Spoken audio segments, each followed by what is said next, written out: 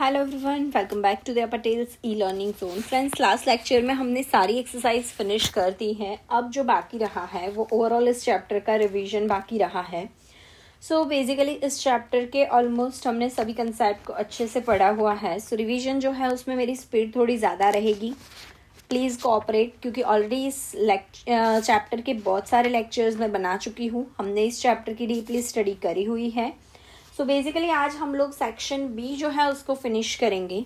Section B में जहाँ जहाँ पे थियरी है, कुछ ऐसे कंसेप्ट हैं कि जो भी आप लोगों ने पहले पढ़े हुए हैं, तो मैं उसको रिपीट नहीं करूँगी। मैं उसका जो डिस्क्रिप्शन है आपको शॉर्ट में दे दूँगी और आप उस लेक्चर को फिनिश पूरा अगर देखना है तो आगे प्लेलिस्ट में जाके सर्च करके देख सकते हो। सेक्शन बी का जो फर्स्ट क्वेश्चन है वो है give 2 examples of random experiment. Now what is random experiment? तो ऐसे एक्सपेरिमेंट के जिसके जो भी आउटकम्स हैं वो हमें प्रोबेबल आउटकम्स पता है, बट एग्जैक्टली कौन सा आउटकम आएगा वो हम तब तक नहीं बता सकते हैं जब तक वो एग्जैक्टली हम एक्सपेरिमेंट करेंगे नहीं। तो ऐसे एग्जांपल्स जो है एक्सपेरिमेंट के वो है tossing a coin, throwing a die, select card from 52 cards randomly and कोई एक हम बुक ले ले या उसको उसमें से कोई पेजेस निकाल के उसकी प्रोबेबिलिटी ढूंढ ले कि कौन से पेज पे ये वर्ड आएगा। तो ऐसे जो भी एग्जांपल्स है वो सारे रैंडम एक्सपेरिमेंट के एग्जांपल्स है जो आप लिख सकते हो।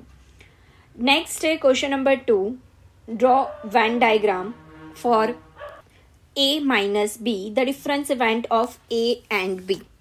The difference event of A and B, उसका मैं डायग्राम आपको ऑलरेडी बहुत बार करवा चुकी हूँ, फिर भी यहाँ पे रफली ड्रॉ कर दिया। This is A minus B. Clear है? नेक्स्ट मूव करते हैं to the next question, that is define an event. ये इवेंट की जो डेफिनेशंस हैं ये भी मैं ऑलरेडी आपको करा चुकी हूँ, मैं इस पे टाइम वेस्ट नहीं कर रही हूँ। नेक्स्ट है क्वेश्चन नंबर 4, इम्पोर्टेंट वन है क्वेश्चन नंबर 4। नाउ इसमें क्या है कि आपको बोला गया है right a sample space of a random experiment of throwing a balance die and a balance coin simultaneously. अपने कॉइन और डाई दोनों को साथ में थ्रो करना है। जब आप डाई थ्रो करोगे तो उसके आउटकम्स होंगे 1 2 3 4 एंड 5 एंड 6। जब आप कॉइन थ्रो करोगे तो आपको मिलेगा इन सब के साथ H, या आपके पास दूसरा ऑप्शन है T वाले कि जिसमें सबके साथ T आएगा। तो T आएगा तो उसके साथ भी 1 2 3 तो आएगा ही, क्योंकि डाइस तो आप साथ में ही थ्रो कर रहे हो। सो दिस इज सैंपल स्पेस, ये आपको याद रखना है। नेक्स्ट है question number 5, define conditional probability.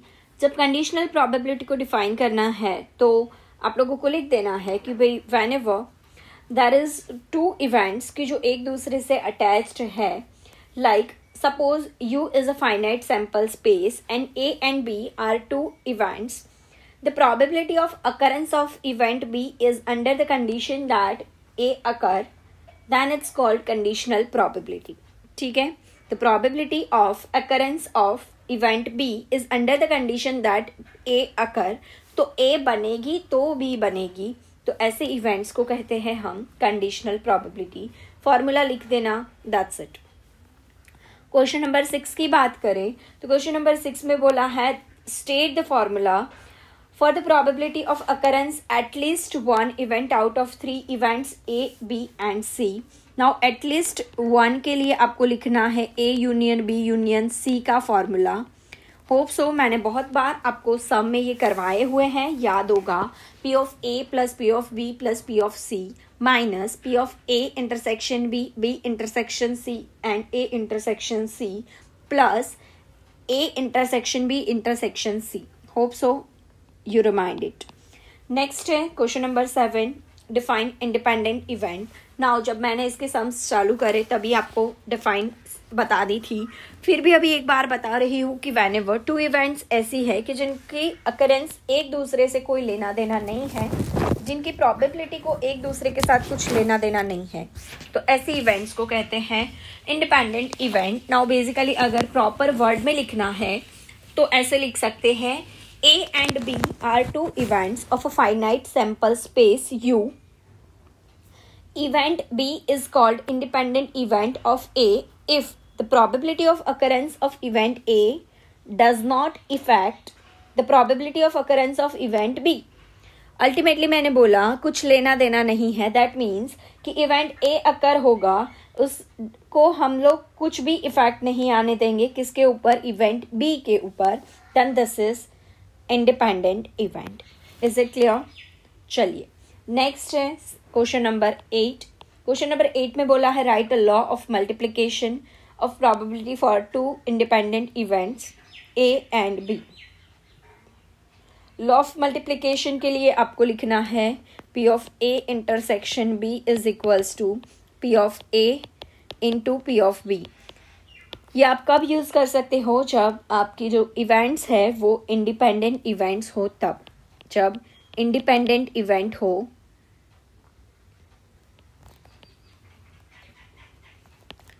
तब। क्लियर है? चलिए नेक्स्ट मूव करते हैं on question number 9। Question number 9 में बोला है interpret P of A by B and B by A. Now P of A by B का मतलब होगा if event B will happen then event A will happen. Next if A happen then B happen. Clear है? Condition जो भी होती है वो हमेशा कहाँ आती है, बेस में, ये चीज आपको याद रखनी है। Next number 10। So friends number 10 में ये बोला है when can we say that 3 events A B and C of the sample space are exhaustive event. Exhaustive है ऐसा कब कह सकते हैं? So basically when A union B union C is equals to sample space U, then we can say this is exhaustive events. Is it clear? If U is a sample space and A, B and C are any events of A union B union C is equals to U, then events A, B and C are exhaustive event. This condition should be must. Next है question number 11। Now question number 11 में बोला है arrange, most important कह सकते हैं इसको, याद रखना।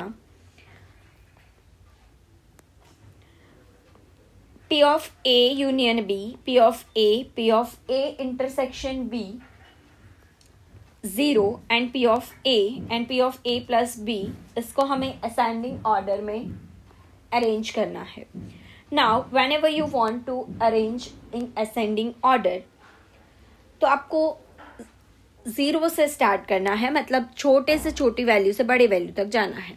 Now basically this is event A, this is event B, it is A intersection B,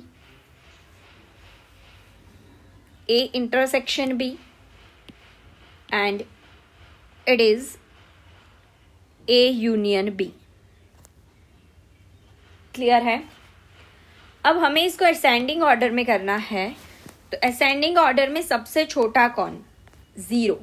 कौन है? 0। देन ये वाला portion, that means P of A intersection B। उसके बाद तो ये वाला, दैट मीन्स इवेंट ए, तो पी ऑफ ए। उसके बाद ये वाला A intersection union B, so P of A union B and then last में P of A plus P of B. Clear है? चलो सो बेसिकली याद रखना कि P of A union B is not equals to P of A plus B, because P of A plus B में से जब intersection minus करोगे तब ए यूनियन बी बनेगा। तो ए यूनियन बी में से ऑलरेडी इंटरसेक्शन माइनस हो चुका है। क्लियर हुआ? Okay, let's move to the next question, that is question number 12। बहुत सारी डिफाइन है एंड ये सारी डिफाइंस मैंने चैप्टर की शुरुआत में आपको करवाई हुई है, सो मैं अभी उसको स्किप कर रही हूँ। Let's move to the next question, that is question number 13। Question number 13 के अंदर आपको बोला है for two events A and B in a sample space A intersection B is equals to 5, A intersection B is equals to 5, A union B is equals to U, A union B is equals to U. Then state the value of A intersection B and A intersection union B. Now see, whenever A intersection B is equals to 5, so I can say P of A intersection B is equals to 0. And whenever A union B is equals to U, then I can say P of A union B is equals to 1. Clear हुआ? Perfect. Okay. Next है question number 14. So question number 14 के अंदर बोला है if two events A and B in a sample space are independent event, then state the formula of A union B. Now P of A intersection B is equals to P of A into P of B. कब? तो जब ये event कैसी हो, ये independent event हो। So basically P of A union B का formula क्या होगा?